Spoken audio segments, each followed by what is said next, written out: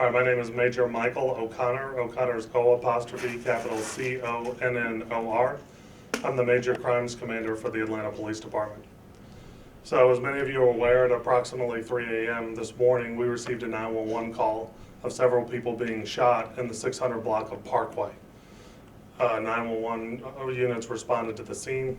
We were able to find at least 6 people on the scene. We believe one person self-transported. Officers immediately took emergency action. Several officers deployed tourniquets, which we believe were life-saving in this event. People were then immediately transported to local hospitals, both Grady and AMC. I know one of the victims was determined to be critical, but was able to make it through surgery, and it appears as if they're going to be stable at this point. So we expect all 7 people will survive the shooting. As far as what exactly happened, we know that there are all 7 of the individuals have some form of a criminal history. Several of them are known documented gang members. They were out there at the very early morning hours. We believe they were targeted by another group, that this crime was specific to them. It wasn't a random shooting. And we intend to take several actions going forward to try and help get better control of the situation. So we will have an enhanced patrol out there. There will be more additional officers that will be seen in the area. We're going to deploy some of our Apex resources out there on an as-needed basis to try and help with the area. And then, of course, we have an ongoing investigation that includes most of my major crimes team, all of our intel units. So there are a number of people looking into this crime at this time. That's pretty much what I have for you. I'll take any questions if you have any. This has been like this area, this pocket of the Old Fourth Ward's always been sort of a high crime. Why has it been so hard to get a handle on? So the neighborhood itself is, it's somewhat challenged. This particular series of apartment complexes that stretches for a while. That's been the case since I joined the police department. The entire time I've been here, it's been something of a drug market over there. As we pick one person off, somebody else fills that spot. So we continue to work on it diligently. It's an ongoing effort. It has been for decades now. I mean, we do everything we can, but as you know, people replace other people. And so we keep, every time we make an arrest, it feels like somebody backfills that person. Are 2 of your victims female? Yes.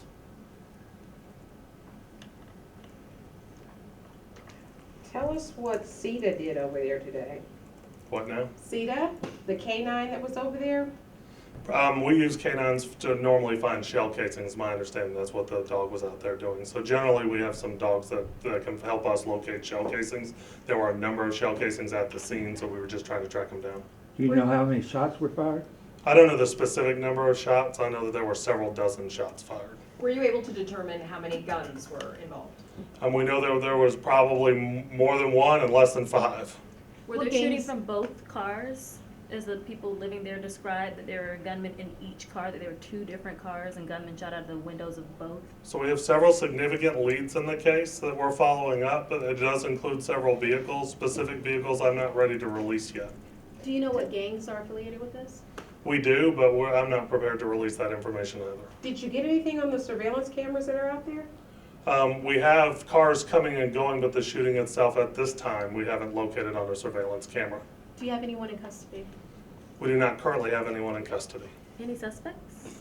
We have suspects. When will you give us more on the cars? As soon as I get with investigators and see what they are or aren't ready to release, 2 of the vehicles have been identified, like completely identified, and we're speaking to owners or people who may have rented those vehicles. And so until I have a chance to speak to the investigators, see where we stand with that, and then I'll give you the information. But we're not actively looking for cars because we know who had those cars. Well, now, I thought there were only 2 cars involved. How many cars were involved? There were several cars involved. Meaning 3, 4? You keep asking for a specific number and I'm not going to give you one. Was this some type of gang war? Was this specific shooting gang related or retaliatory gang related? Gang war is a term that I would never use for something like this, but I will say that we believe that the shooting was gang related and it's isolated to a limited number of people involved in some gang activity. So many people out there keep saying it's not targeted because they went after everybody and said there are more people down there and they shot at 2 ends of the block. How do you speak to the idea that they shot at so many people? So let me clean that up really quick.